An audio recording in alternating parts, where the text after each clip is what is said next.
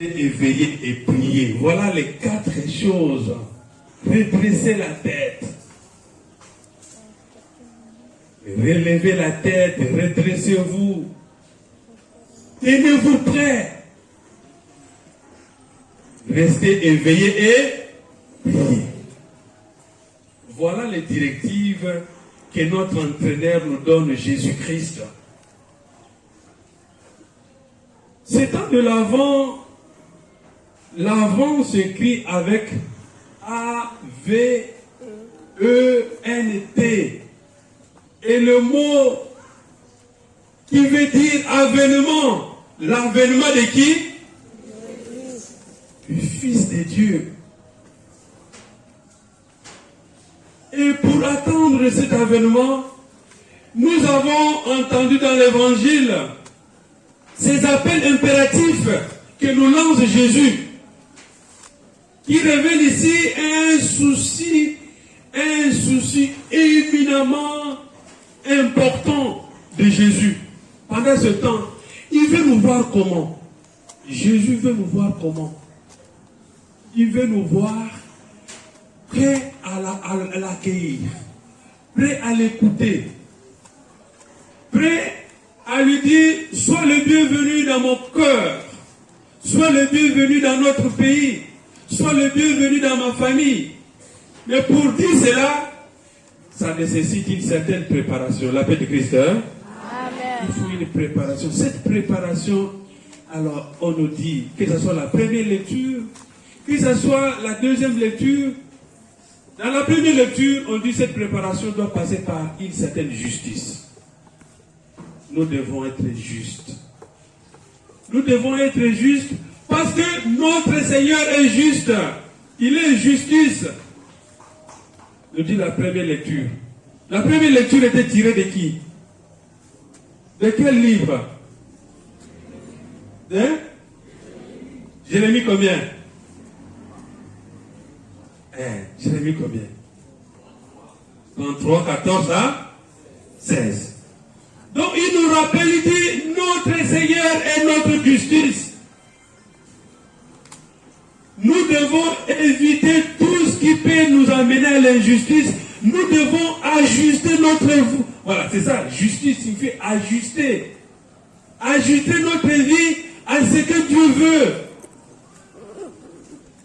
Dans la deuxième lecture, un Thessalonicien, n'est-ce pas, nous dit, attention, attention, ayez entre vous un amour débordant. Pendant ce temps, en dehors de la justice que nous devons pratiquer, nous devons intensifier l'amour. Je demande que vous ayez entre vous un amour débordant. Un amour de plus en plus débordant. C'est ce que Saint Paul conseille à la communauté de Thessalonique. Je sais que vous avez appris ce que nous vous avons enseigné. Pendant ce temps, nous devons multiplier l'amour. Si j'ai aimé 2 personnes, pendant ce temps, je dois les aimer fois 4, fois 5. Un amour débordant. Et bien pourquoi? Pour que nous puissions nous tenir juste devant le Fils de l'homme qui vient. Et dans l'évangile, il nous invite, n'est-ce pas, à ne pas s'endormir. Ne dormons pas.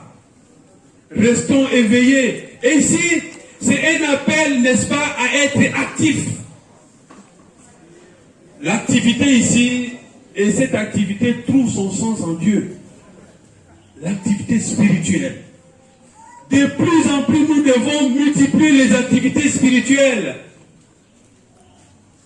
Si j'ai prié 2 fois, je dois maintenant prier 5 fois, 6 fois. Mais cette prière me permet de rester vigilant.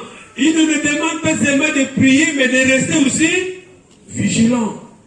Vigilant, attention. Qu'est-ce que je dis? Qu'est-ce que je fais? Est-ce que ce que je dis m'amène à une bonne préparation par rapport à Noël, par rapport au Fils de Dieu qui arrive? La vigilance, la prière me met toujours dans une attitude de vigilance. Et cela nous aidera, n'est-ce pas, à faire de notre cœur le chemin par lequel le Fils de l'homme doit passer. C'est pourquoi on parle de la nuée. Saint Luc nous parle de la nuée. Il viendra sous une nuée. La nuée, dans le langage biblique, c'est le lieu du passage de Dieu.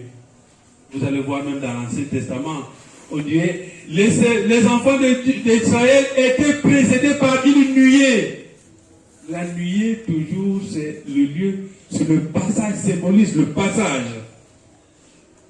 Et Jésus dit, vous verrez le Fils de l'homme venir dans la nuée avec grande puissance et grande gloire. C'est déjà l'anticipation. Noël, il ne viendra pas dans la grande puissance. Non. Si vous retachez l'évangile d'aujourd'hui à Noël, vous avez fait une mauvaise lecture. La paix de Christ, hein? Vous avez fait une fausse lecture. Il ne viendra pas avec grande puissance, pas avec grande gloire. C'est pourquoi Noël, c'est quoi? C'est le rappel du Christ qui est venu, qui vient et qui viendra. Ici, ces textes nous rappellent, nous renvoient à l'avènement final où le Christ viendra dans la gloire sous une nuée. Mais ici, Noël, il viendra dans la simplicité. En choisissant ce texte de l'évangile d'aujourd'hui, au début de l'Avent, quel message l'Église, dans sa sagesse, veut nous faire transmettre? Tant de Noël, tant de l'Avent, tant qu'il nous conduit vers Noël. L'Église veut rappeler aux chrétiens que nous sommes, que nous devons avoir plusieurs attitudes à renouveler pendant ce temps. C'est un rappel. Nous connaissons tout ça. Certains sont à leur 50e temps de l'Avent. D'autres sont à leur 30e temps de l'Avent. Nous connaissons cela. Mais l'Église nous rappelle, c'est un rappel. Il nous rappelle. Alors, il nous rappelle quoi? Il nous rappelle que pour aller vers la crèche de Bethléem, nous devons rester éveillés, faire attention à des petites choses, pas des grandes choses. Faire attention à des petites choses. Parfois, vous n'avez pas le temps, avant le temps de l'Avent, vous n'avez pas eu souvent le temps de rester à la maison. Vous n'avez pas souvent, vous ne faites pas attention parfois à des petites choses de votre famille. Le temps de l'Avent vous permet de revenir à faire attention à des petites choses. La paix de Christ, hein? Amen. Faire attention. Quand on dit veiller là, parfois vous pensez, voilà, je vais fuir sur la montagne, Non, c'est dans nos activités quotidiennes que nous devons rester éveillés. Nous devons veiller à qui? Je dois veiller à mes enfants. Je dois veiller à mes enfants, je dois veiller à mon mari. Je dois veiller à mon élevage. Je dois veiller à mon travail. La parole de Dieu, ce n'est pas une parole en l'air. C'est la réalité quotidienne de notre vie. Je dois veiller à ma chambre. Je dois veiller à mon bureau. Je dois veiller à mes relations. Voilà le mot veiller. Faire attention à tout cela. Alors, le temps de l'Avent nous prépare aussi à faire attention à quoi? Il nous demande d'aller de l'avant. Pendant l'Avent, nous devons aller de l'avant. Voilà le slogan de ces temps. On va répéter ça. Pendant l'Avent, nous devons aller de l'avant. Tout le monde. Pendant l'Avent, nous devons aller de l'avant. Voilà. Avant avec E-N-T et avant avec A-N-T. Pendant ce temps de l'Avent, nous devons aller de l'avant. Et chacun doit prendre ça comme sa devise. Pendant ce temps de l'Avent, aller de l'avant. Je dois aller de l'avant vers où?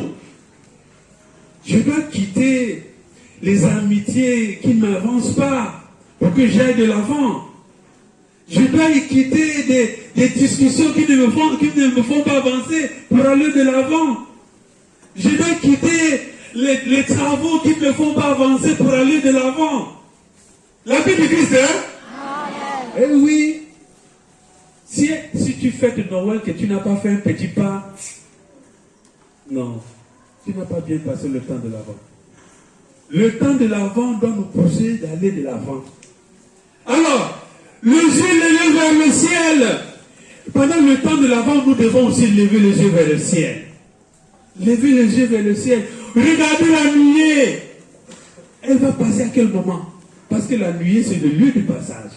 Je dois regarder le ciel pour regarder la nuée. Cette nuée va passer à quelle heure?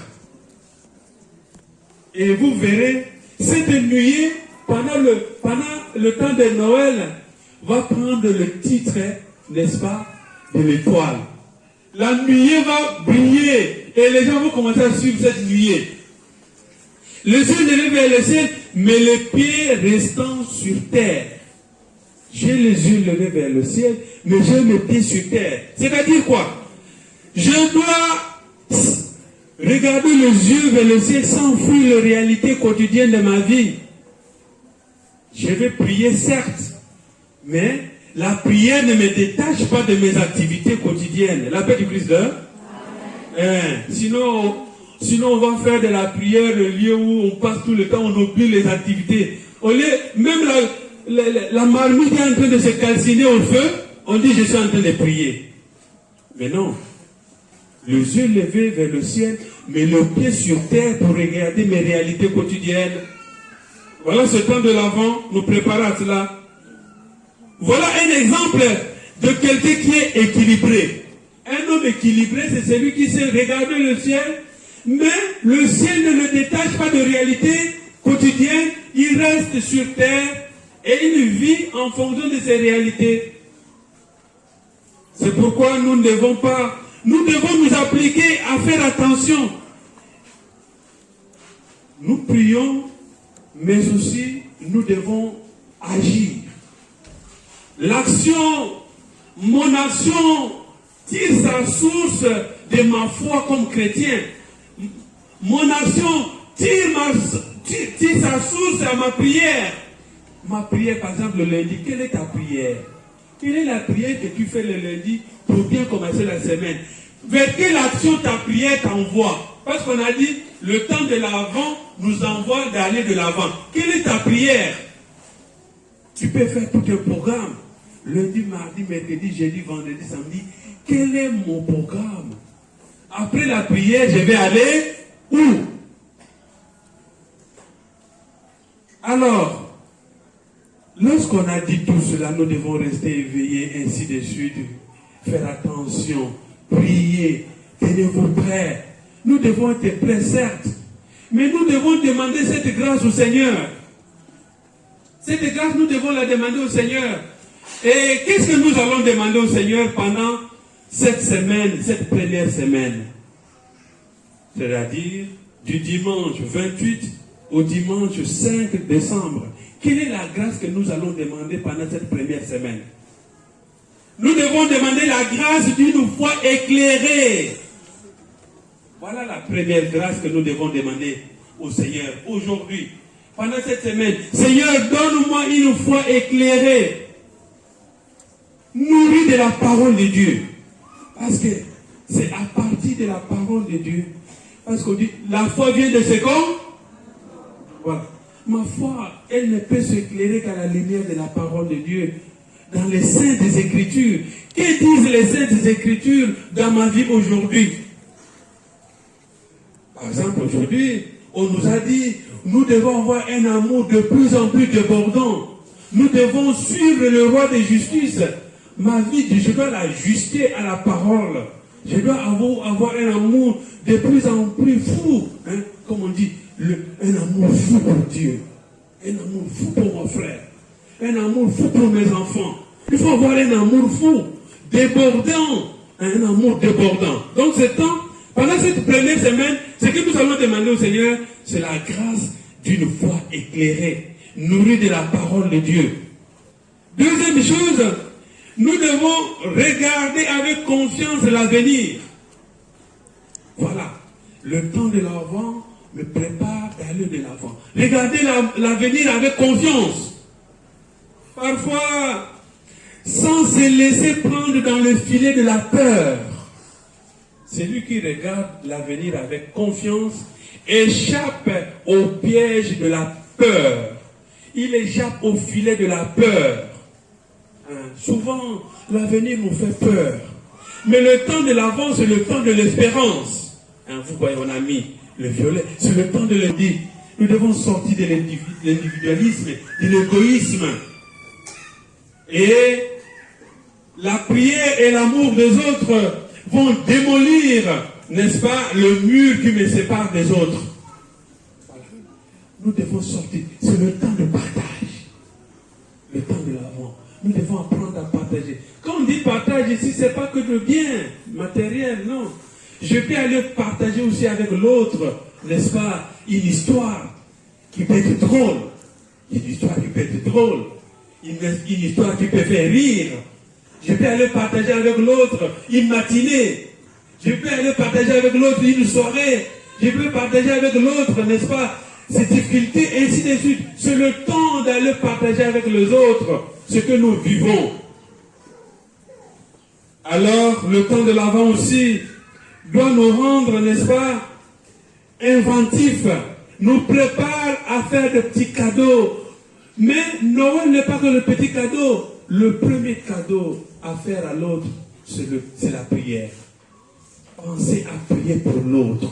Le temps de l'avant, je prie pour toi mon frère. Je prie pour toi ma soeur. Je prie, je suis solidaire avec toi. C'est le temps de la solidarité, même dans la prière. Nous portons les difficultés ensemble, nous portons la joie ensemble. Vous verrez que le temps de l'avant nous ouvre aux autres. La prière, on dit que la prière, c'est le plus grand filet qui nous relie les uns les autres. Je jette le filet, même loin. Je prie pour mon frère qui se trouve à des kilomètres. Mais la prière me rend proche de lui. Le temps de l'avant doit nous aider, n'est-ce pas, à offrir ce cadeau de prier. Prie pour moi. Prie pour moi. Je prie pour toi. Je prie pour notre situation. Ne t'inquiète pas, tu n'es pas seul. Nous sommes ensemble. Je te soutiens dans ma prière. La paix de Christ. Amen. Alors, le temps de l'avant aussi doit nous aider à découvrir, n'est-ce pas, qu'est-ce que le mystère de l'avant. Le temps de l'avant doit nous aider à découvrir le mystère de l'avant. Le mystère de l'avant ici, c'est quoi? Le mystère de l'avant, si on vous dit, quel est le mystère de l'avant? Le mystère de l'avant, c'est écouter la parole des prophètes qui crient. Vous allez écouter pendant ce temps de l'avant. Les prophètes comme Jean-Baptiste, vous allez écouter. Qu'est-ce qu'il dit? Jérémie déjà aujourd'hui. Même Marie. Voilà, chaque semaine, on va nous présenter une figure qui nous montre le mystère de l'avant. Et restons attentifs. Nous cherchons à découvrir cela. Ce sont les gens qui vont se présenter à nous comme ceux qui préparent la venue de qui? La venue de Jésus, la venue de l'Emmanuel. Nous devons rester attentifs, vigilants, pour écouter. Qu'est-ce qu'il nous transmet comme message? Et chaque semaine ou chaque jour de ces 4 semaines de l'Avent, il y a toujours un message qu'on va nous transmettre. Eh bien, le temps de l'Avent, serait-il un temps de deuil? Selon vous, non, ce n'est pas un temps de deuil. Le temps de l'Avent, ce n'est pas un temps de deuil. Ce n'est pas un temps de tristesse non plus. Le temps de l'Avent, c'est le temps de l'espérance. Nous devons rayonner, comme on dit, relever la tête. Nous ne devons pas avoir les têtes basses. Nous devons relever la tête. Nous devons nous tenir debout. Nous tenir debout. Nous devons être des hommes debout pendant ce temps de l'Avent. Parce que la nouvelle que les prophètes, la parole de Dieu, cette nouvelle qu'on nous transmet, c'est une bonne nouvelle. Il vient dans la nuée, le Fils de l'homme, le Fils de Dieu. Mais il ne viendra pas dans la nuée, comme je vous ai dit pendant Noël, il viendra dans la crèche. Il viendra, c'est ce temps qui nous amène vers la crèche de Bethléem. Et dans la crèche, le soleil a un visage, un sourire et un nom. Celui qui va se cacher dans la crèche, il a un nom. Il a un sourire, il a un soleil. Et le nom s'appelle Emmanuel. Et c'est ça, nous